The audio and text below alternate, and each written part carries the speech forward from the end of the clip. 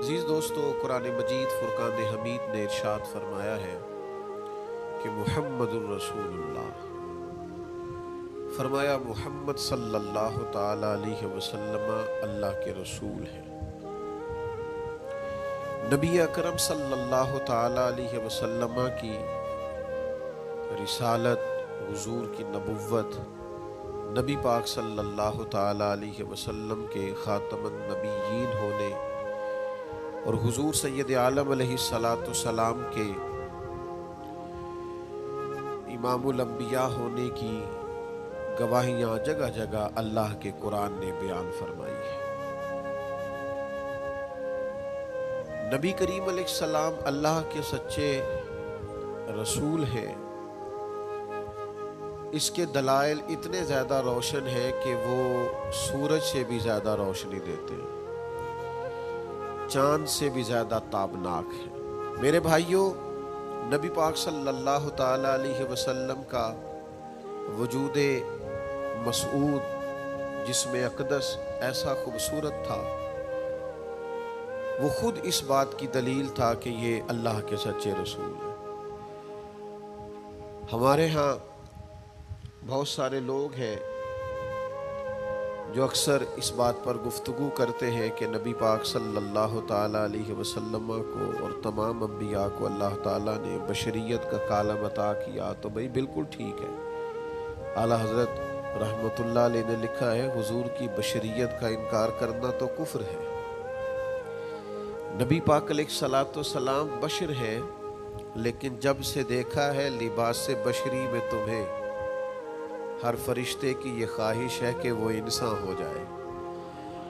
یعنی آپ اس بات پر ذرا غور فرمائیں، اندازہ کریں کہ حضرت انس بن مالک رضی اللہ تعالیٰ عنہ فرماتے، حضور کسی رستے سے گزر جاتے تھے نا، تو جو بعد میں آتا تھا اسے خوشبو اتنی آتی تھی کہ پتہ چل جاتا تھا یہاں سے اللہ کے رسول گزر کے گئے۔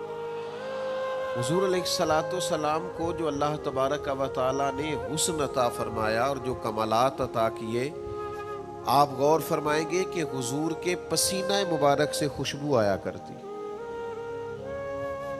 اللہ کے رسول ہیں، اس پر اگر آپ دلائل دیکھیں، معجزات دیکھیں، کمالات دیکھیں، فضائل دیکھیں، شمائل دیکھیں تو انسان دنگ رہ جاتا۔ حضور کے مقدس پسینے سے خوشبو مہکا کرتی اور گلیاں اور بازار اس سے مہک اٹھتے۔ حضرت عتبہ رضی اللہ تعالیٰ عنہ صحابی ہیں، 4 بیویاں تھیں، وہ کہتی ہیں کہ ہم ایک سے ایک بڑھ کے خوشبو استعمال کرتی تھی، لیکن سمجھ نہیں آتی تھی کہ ہمارے شوہر کون سی خوشبو لگاتے ہیں۔ ہم باوجود کوشش کے، باوجود ہمت کے اور باوجود تجسس کے وہ خوشبو نہیں پاتی تھی۔ تو ایک دن ہم چاروں نے فیصلہ کیا کہ ان سے پوچھ ہی نہ لیں وہ کون سی خوشبو لگاتے ہیں۔ تو ہم نے پوچھا کہ بتائیے، تو کہنے لگے میں نے تو کبھی لگائی نہیں۔ تو ہم نے کہا بھئی آپ ایسے تو دعویٰ نہ کیجئے، ہم نے پوری جدوجہد کر لی، اور پھر عورتوں کا چیزوں کو تلاش کرنا یہ تھوڑا انفرادی بھی ہوتا ہے، ہمیں وہ رنگ نہیں ملا خوشبو کا، وہ انداز جو آپ کا ہے۔ تو فرمانے لگے اصل بات یہ ہے کہ میرے کمر پر کچھ تکلیف ہو گئی تھی، کچھ ایسی چیزیں ابھر آئی تھی جو تکلیف کا باعث تھی، تو میں پھر حاضر ہوا رسول پاک کی بارگاہ میں۔ تو نبی کریم علیہ السلام نے فرمایا کرتا ہٹائیے گا، تو میں نے کچھ کرتا ہٹایا تو کریم نے دست مبارک پھیرا، بس ظلمت کو ان کے نور نے کافور کر دیا، جس پر پڑی نظر اسے بھی نور کر دیا۔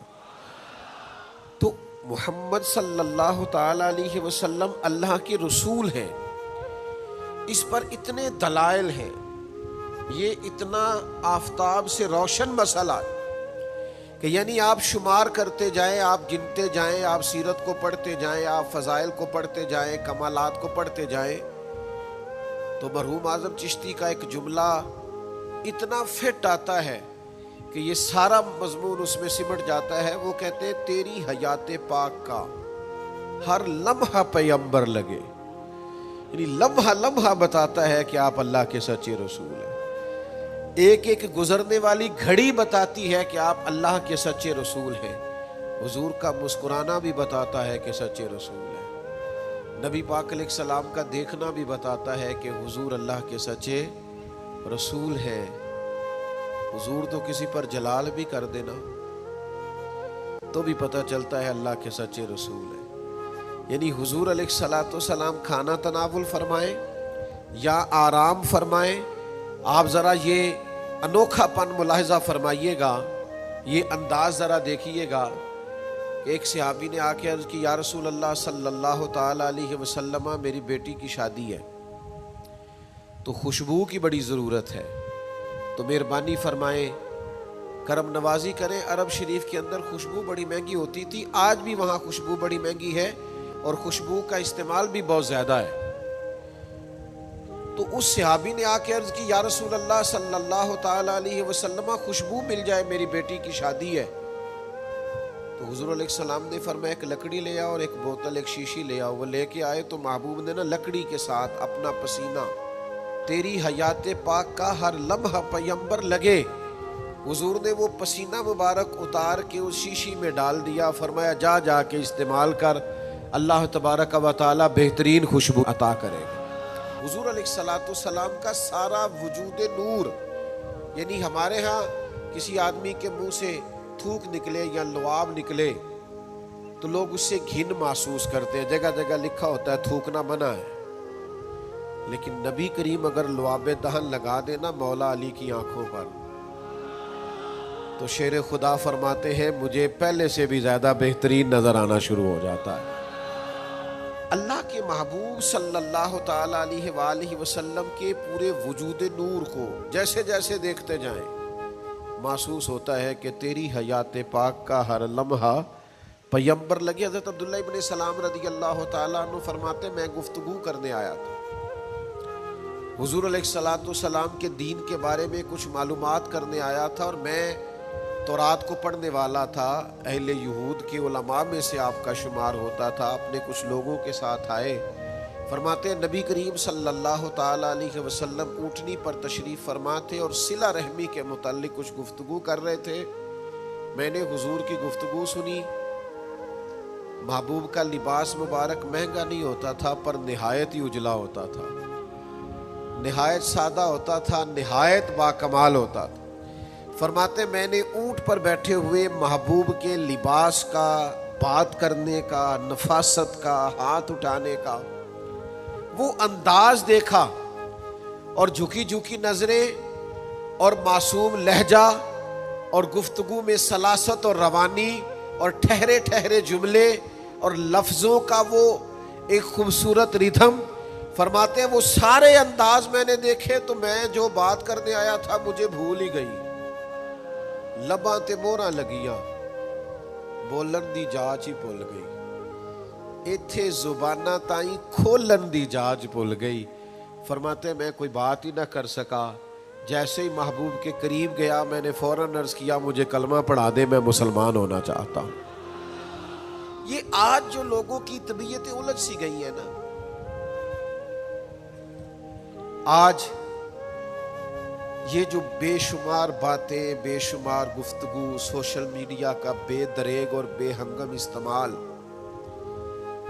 اور ذہن کو ہر وقت تھکائے رکھنا اور طبیعت کو ہر وقت اوور تھنکنگ کرتے کرتے اپنے آپ کو پریشان کر دینا، یہ جو ساری بے چینی ہے، یہ جو سارا اضطراب ہے، یہ جو ساری ہماری طبیعتیں الجھ سی گئی ہے، ہر آدمی کو دوسرا دشمن نظر آتا ہے اور ہر ایک کو دوسرا اپنا مخالف دکھائی دیتا ہے، اور معاشرے کے اندر بسنے والا ہر آدمی لالچی دکھائی دیتا ہے، محسوس ہوتا ہے سارے شہرت کے لیے لگے ہوئے ہیں، سارے اقتدار کی جنگ لڑ رہے ہیں۔ یہ جو ہماری ساری بدگمانیاں ہیں اس کی بنیادی وجہ یہ ہے کہ ہم ادھر ادھر تو کھل کے دیکھتے ہیں، اپنے محبوب کی بارگاہ کی طرف نہیں دیکھتے۔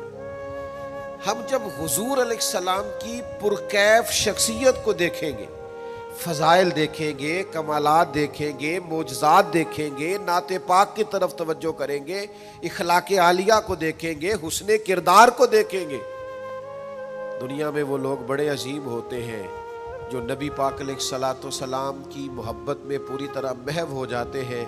آپ یقین کریں جو دروازہ رسول تک پہنچ جاتے ہیں ان کا سفر ہی ختم ہو جاتا ہے، جو حضور کی بارگاہ تک پہنچ جاتے ہیں ان کے ذہن کی مشقت پھر ختم ہو جاتی، انہیں منزل نصیب ہو جاتی۔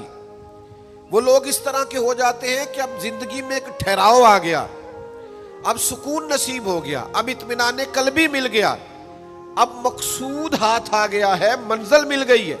نوجوانوں، بہت زیادہ نہ الجھا کرو یار، بہت زیادہ پریشان نہ ہوا کرو۔ جب دل بڑا گھبرا جائے نا تو اپنے نبی پاک کی سیرت کو پڑھا کرو، حضور کے احوال شریفہ کا مطالعہ کیا کرو، ان کے حسن کی بات دیکھا کرو، جمال کی بات دیکھا کرو، کمال کی بات دیکھا کرو، محبوب کے بانٹنے کا انداز دیکھا کرو، نوازنے کا انداز دیکھا کرو، نبی پاک کا دشمنوں کو معاف کرنے کا رنگ دیکھا کرو، حضور کا عطا کر دینے کا انداز دیکھا کرو۔ معاشرے میں، سوسائٹی میں ہر طرف بے راہ روی ہے، سارے دشمن ہیں، لیکن محبوب تبلیغ بھی اطمینان سے کرتے ہیں، ان کو دعوت توحید بھی مطمئن ہو کے دیتے ہیں، اور جب ان کے لیے دعا کرتے ہیں تو پھر بھی پوری دل جمی کے ساتھ دعا کرتے ہیں۔ یہ خاص ٹھہراؤ آپ کو حضور کی بارگاہ تک جانے میں ملے گا۔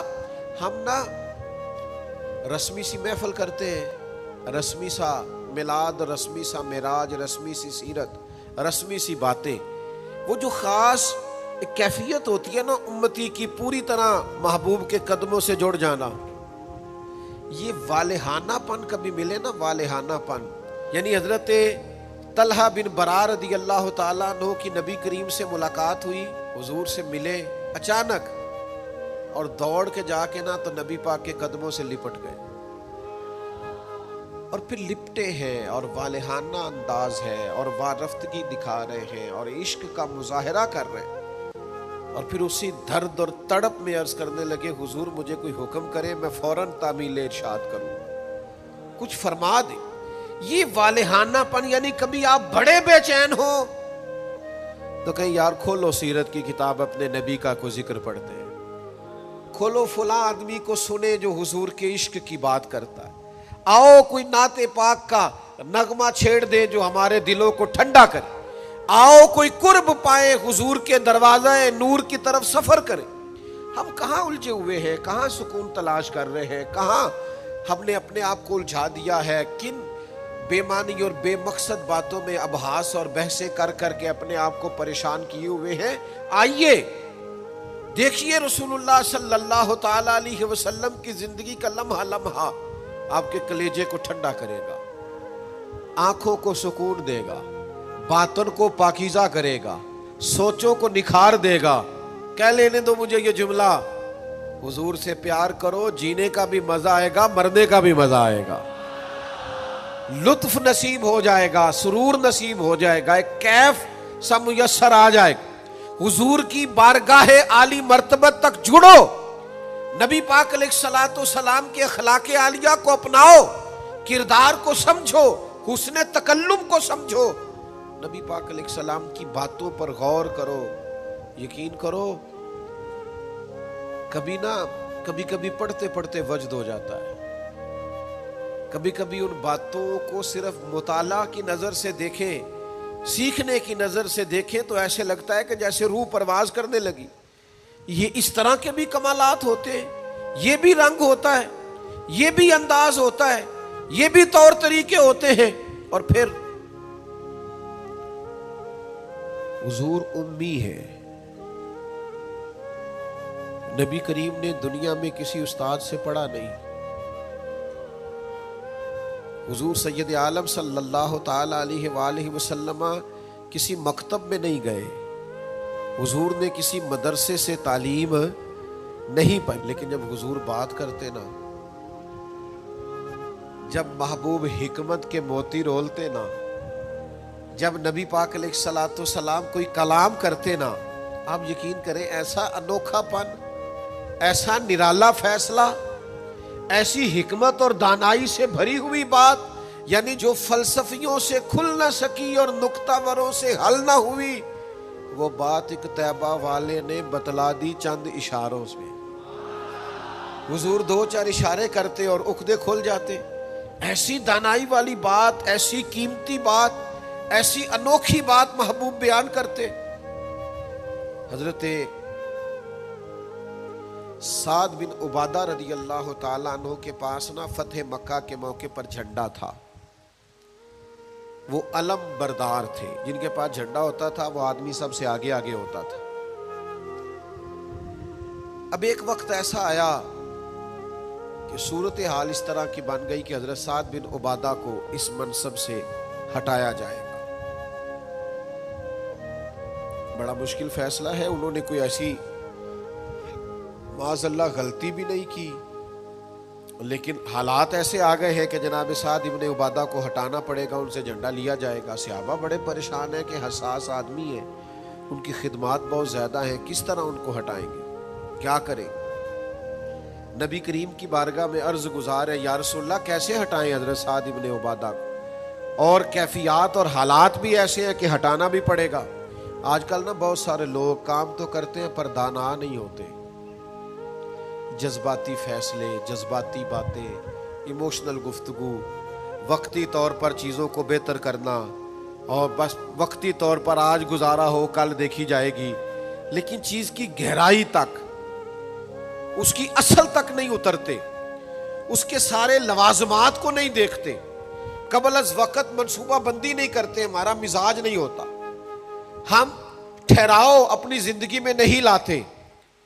نبی پاک چونکہ اللہ کے رسول ہیں، ہر لمحہ حضور کا پیغمبر لگتا ہے. اب حضرت سعد ابن عبادہ کو ہٹانا ہے اور ان کی جگہ کسی اور کو مقرر کرنا ہے، اور بندہ بھی بڑا حساس ہے اور بات بھی کوئی ایسی نہیں، تو کیا کریں. پتہ ہے نبی کریم علیہ السلام نے کیا کیا؟ حضور فرمانے لگے کوئی پریشانی نہیں، ہٹا دیتے سعد ابن عبادہ. حضور نے بلایا، فرمایا سعد میرا ارادہ بنا ہے کہ جھنڈا آپ سے لے لیا جائے. حضرت سعد ابن عبادہ نے ابھی گردن جھکائی تھی تو حضور فرمانے لگے میرا ارادہ ہے آپ سے لے کے آپ کے بیٹے کو دے دیا جائے. جو فلسفیوں سے کھل نہ سکا، جو نکتہ وروں سے حل نہ ہوا، وہ راز ایک طیبہ والوں نے بتلا دیا چند اشاروں میں. اور تیرے آگے ہیں یوں دبے لچے فصحاء عرب کے بڑے بڑے، کوئی جانے منہ میں زبان نہیں بلکہ جسم میں جان نہیں. ایسا کمال فیصلہ، ایسا انوکھا فیصلہ. اچھا جس فیصلے سے وہ پریشان ہو سکتے تھے نا کہ مجھے ہٹایا جا رہا ہے، جب انہیں پتا چلا نا کہ میری جگہ پہ میرا بیٹا آ رہا ہے، وہ اتنا خوش اپنے جھنڈا اٹھانے پہ نہیں تھے جتنا اپنے بیٹے کے جھنڈا اٹھانے پہ راضی ہو گئے. ان کی طبیعت مچل گئی. نبی پاک صلی اللہ تعالی علیہ وسلم کے پیغمبر ہونے پر، نبی ہونے، ایسے دلائل، ایسے کم، آپ جس زاویے سے دیکھیں ششدر رہ جائیں گے، حیران رہ جائیں گے، پیار ہو جائے گا. کچھ ایسے مصنفین بھی گزرے ہیں معاذ اللہ ثم معاذ اللہ، جو مسلمان نہیں تھے، غیر تھے، کلمہ نہیں پڑھتے تھے، معاذ اللہ استغفر اللہ، نقل کفر نہ باشد، تنقید کی اینک لگا کے انہوں نے حضور کی سیرت کو پڑھا، لیکن اس نظر سے پڑھا پھر بھی مدینے والے کے غلام ہو گئے. یہ کہنے پر مجبور ہو گئے کہ نہ بھائی ایسا کوئی محبوب کہیں ہوگا نہ کہیں ہے، بیٹھا ہے چٹائی پہ مگر عرش نشی ہے. نبی پاک علیہ السلام. پھر ایک اور بات، حضور امی ہے لیکن ایسی کمال بات کرتے، ایسا انفرادی فیصلہ کرتے کہ دنیا حیران رہ جاتی. پھر جو عظمت کردار ہے نا، بلندی یہ کردار، مجھ سے ناراض نہ ہوئیے گا، بہت سارے لوگ ہیں جو باتیں بڑی زبردست کرتے ہیں، گفتگو میں کوئی ان سے جیت نہیں سکتا. ان کا لب و لہجہ ایسا ہوتا ہے کہ شاید کسی بڑے سے بڑے عالم فاضل کو بھی بولنے نہ دے، لیکن عمل کی باری آتی ہے تو کمزور ہوتے ہیں. باتیں بیسیوں آتی ہیں، درجنوں آتی ہیں، نماز کا ٹائم ہوتا ہے تو بہانے بازی کرتے ہیں، وہ میرے کپڑے نہیں ٹھیک، بس دعا کریں انشاءاللہ شروع کر دوں گا، کہانیاں سناتے ہیں. کیوں اتنے بولے بنتے ہیں؟ ہمیں سمجھ آتی ہے کہ آپ گفتار کے غازی ہیں، آپ باتوں میں صرف ساری چیزیں سیدھی رکھتے ہیں، آپ اس جگہ پہنچ ہی نہیں پا رہے. عمل، کردار، یہ بھی ایک مبلغ ہوتا ہے. آپ کا کردار بھی تبلیغ کرتا ہے، آپ کا لب و لہجہ بھی. حضرت امام جعفر صادق رضی اللہ تعالیٰ عنہ سے ایک شخص نے کہا تھا میں دین کی تبلیغ کرنا چاہتا ہوں، مجھے بتایا کیا کروں؟ تو امام جعفر صادق رضی اللہ تعالیٰ عنہ فرمانے لگے دین کی تبلیغ کرنی ہے تو بڑا آسان نسخہ ہے، دین پہ عمل کرنا شروع کر دے، تبلیغ ہونی شروع ہو جائے گی۔ لیکن ہم نا عمل کی دنیا میں بڑے کمزور ہوتے ہیں، قربان جائیں۔ حضور علیہ الصلوۃ والسلام نے جس معاشرے میں آنکھ کھولی تھی وہ جہلا کا معاشرہ تھا، ظلم تھا، ستم تھا، بربریت تھی۔ ان لوگوں کی سوچیں، ان کی باتیں، ان کا ظالمانہ مزاج بڑا انوکھا تھا۔ لیکن کمال کی بات ہے نا،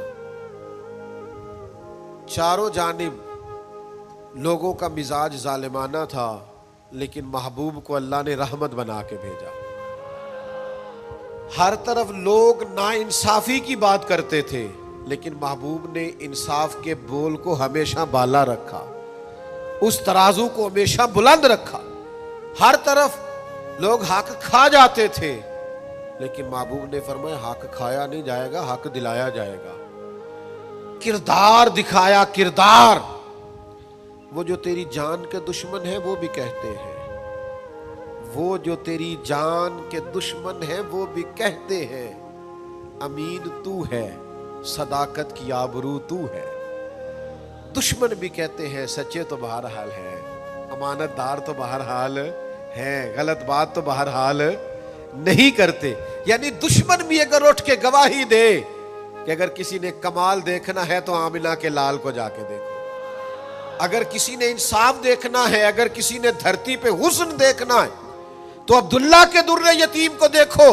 وہ بھائی آپ سمجھے نا، عظمت کردار کے وہ موتی جو حضور نے عطا کی۔ دیکھیے باہر والوں نے جب دلیلیں مانگی تو حضور نے معجزات دکھائے، اور جب اپنوں نے دلیلیں مانگی، مکے والوں نے، قریش والوں نے، اپنے قبیلے والوں نے دلیل مانگی، آپ نبی ہیں تو دلیل کیا ہے؟ تو اللہ کا قرآن کہتا ہے کہ محبوب نے کہا فَقَدْ لَبِثْتُ فِيكُمْ عُمَرًا مِّن قَبْلِهِ أَفَلَا تَعْقِلُونَ، اور میں نے تمہارے بیچ عمر گزاری ہے ساری، تمہیں عقل نہیں؟ میں کوئی باہر سے نہیں آیا، میں نے 40 سال تمہارے اندر گزارے ہیں، میرے جیسا کوئی سچا ہے تو دکھاؤ، کوئی دیانتدار ہے تو دکھاؤ، کوئی پاکیزہ مزاج ہے تو دکھاؤ، کوئی اس طرح کا ستھرا ہے تو دکھاؤ، کوئی اس طرح کا مزکی ہے تو دکھاؤ۔ تمہارے بیچ میں نے وقت گزارا ہے۔ باقیوں کو نبی پاک نے معجزات بطور دلیل دیے، اور جب اپنوں نے دلیل مانگی تو حضور نے فرمایا میری سیرت دیکھ لو، میرا کردار دیکھ لو، میرے شب و روز دیکھو۔ فقط لبثت فیکم عمرا من قبل، میں نے اس سے پہلے عمر کا حصہ تمہارے بیچ گزارا ہے۔ افلا تعقلون، تمہیں عقل نہیں؟ دوستو تھوڑا سا نا کردار پر بھی توجہ کرنی پڑے گی، اپنے آپ کو تھوڑا سا تبدیل کرنا پڑے گا۔ میں آپ کی خدمت میں عرض کروں، دولت سے لوگوں کو جیتا نہیں جا سکتا، دولت تو لوگوں کو لالچی بنا دیتی ہے۔ آپ کسی کو پیسے دیں، 10,000 دیں، اگلی دفعہ وہ 25 مانگے گا، تو آپ 50 دیں، اگلی دفعہ 1,00,000 مانگے گا۔ اس کی بھوک تو بڑھتی ہے۔ آپ عہدے کے زور پر بھی لوگوں کے محبوب نہیں بن سکتے، اس لیے کہ پھر وہ شخصیتوں سے پیار نہیں کرتے، کرسیوں سے پیار کرتے۔ آپ کرسی پہ ہیں تو آپ اچھے لگتے ہیں، جب دوسرا آئے گا تو اس کو سلوٹ کر لیں گے۔ نبی پاک علیہ الصلوۃ والسلام نے فرمایا اگر تم کسی شخص کو قائل کر سکتے ہو اور اس سے محبت بڑھا سکتے ہو تو ایک ہی صورت ہے، اور وہ تمہارا حسن اخلاق ہے۔ اللہ کے محبوب صلی اللہ تعالی علیہ وسلم نے خلق کے ساتھ، کردار کے ساتھ، نبی پاک علیہ السلام نے محبت کے ساتھ۔ زید بن دسنہ بہت بڑے یہودیوں کے عالم تھے۔ ایک دن حضرت بلال حبشی رضی اللہ تعالیٰ عنہ سے کہنے لگے سنا ہے نبی پاک علیہ السلام کی بارگاہ میں جب بہت سارے مہمان آتے ہیں تو آپ کو کچھ قرض بھی لینا پڑتا ہے۔ جناب بلال کہنے لگے لینا پڑتا ہے، کہنے لگے مجھ سے لے لیں، میرے پاس اضافی پیسے پڑے ہیں، آپ نے دے ہی دینے۔ حضرت بلال نے لے لیے، ایک ٹائم مقرر ہو گیا، فلاں دن پیسے واپس کرنے۔ اپنی وعدے میں 3 دن رہتے تھے۔ نبی پاک علیہ الصلوۃ والسلام مدینہ طیبہ کے چوک میں کھڑے ہیں، ساتھ حضرت عمر فاروق رضی اللہ تعالیٰ عنہ۔ یہ وہاں پہنچ گئے یہودیوں کے عالم۔ آके कहने लगे वो मेरी रकम वापस करें। तो हुजूर ने फरमाया अभी तो वादे में 3 दिन रहते हैं। तो उसने बड़े सख्त जुमले कहे। आपकी तवज्जो है मेरी बात पर? समझ आ रही है मेरी बातों की? चिढ़ाने वाले इतने खतरनाक नहीं होते जितने चिढ़ जाने वाले खतरनाक होते। इतनी जल्दी किसी की बातों से चिढ़ा ना करें। यानी हर एक कोई दुश्मन बना लेते हो। जिसका स्टेटस ही नहीं आपके साथ खड़े होने का उसे भी दुश्मन बना, और दुआ करो कि दुश्मन भी खानदानी हो। हर एक को दुश्मन मान लेते हो, इसे भी मेरा इख्तलाफ है, ये भी मुझसे हसद करता हो। छोड़े यार, आपका कोई स्टेटस ही नहीं है, सबके साथ आपका मुकाबला शुरू हो जाता है। कहीं रुके तो सही, कहीं वो जो 3 बंदे वहाँ खड़े हैं, वो जो 4 वहाँ खड़े हैं, वो जो 5 वहाँ खड़े हैं, वो मेरे खिलाफ बातें कर रहे हैं। और यार आप बिला वजह परेशान है, वो कोई और गल पे कर देने तो हड़ी नहीं कर दे। वो कोई बिला वजह दुश्मन बना लेना, चिढ़ जाना, जरा सी बात पे डिस्टर्ब हो जाना, बहुत ज्यादा प्रेशर अपने जहन पे डालना, इससे बंदा कमजोर पड़ जाता है। उन्होंने सख्त जुमले कहे, लेकिन नबी करीम सल्लल्लाहु ताला अलैहि वसल्लम ने ना किसी बात का कोई जवाब नहीं दिया। हजरत उमर ने तलवार निकाल ली। तो हुजूर फरमाने लगे उमर आपने तलवार निकाल ली है, आपको चाहिए था उन्हें कहते मुतालबा नरमी से करें और मुझे कहते इनकी रकम वापस करें। फरमाया छोड़ो, ये जो वकार होता है ना, ये आदमी के कद काठ का पता देता है। ये जो हौसला होता है, ये उसकी तालीम का, उसकी तरबियत का, उसके इल्म का, उसके बड़े होने की खबर देता है। हजरत उमर से हुजूर ने फरमाया चूंकि इन्होंने अब पहले मुतालबा कर लिया है तो हम ऐसा करते हैं पहले ही पैसे दे देते हैं। फरमाया आप इनको साथ ले जाए, फलां जगह खजूरें पड़ी हैं, तोल तोल के दे दें, और जब इनका कर्ज पूरा हो जाए ना, तो ये जो आपने इनको गुस्सा दिलाया ना, थोड़ी खजूरें ज्यादा भी दे दीजिए, थोड़ी मिठाई भी दे देना, कुर्बान जाए। हजरत उमर रदी अल्लाह ताला अन्हु फरमाते मैं हुजूर के हुक्म का पाबंद था, मैं उनको साथ ले गया और ले जा करके खजूरें तोल तोल के दे रहा हुआ। मुझे उन पे गुस्सा है, वो मुझसे हल्की हल्की बातें करने लग गए हुजूर के अखलाक के बारे में, नबी पाक की बुर्दबारी के बारे में। तो मुझे जलाल था, मैंने कहा तू खजूरें ले, ज्यादा बातें ना कर। मेरा अपना एक ख्याल था कि इन्होंने बड़े सख्त जुमले कहे हैं। तो फरमाते उन्होंने मेरा हाथ थामा और कहने लगे उमर यार मेरे ऊपर जल्दी ना कर, मेरे दर्द को समझ, मैं तौरात का आलिम हूं, मैंने अल्लाह के आखिरी नबी की जितनी निशानियां तौरात में पड़ी हैं सारी मदीने वाले महबूब में पाई जाती है। एक निशानी मैंने ये पढ़ी थी कि जितना जितना कोई जहालत करता जाएगा नबी पाक का हिल्म उतना ही गालिब आता जाएगा, हुजूर की बुर्दबारी उतनी बढ़ती जाएगी। तो मैंने ना जानबूझ के हजरत बिलाल को पैसे दिए थे, और 3 दिन पहले मैंने वापसी का मुतालबा भी जानबूझ के किया था।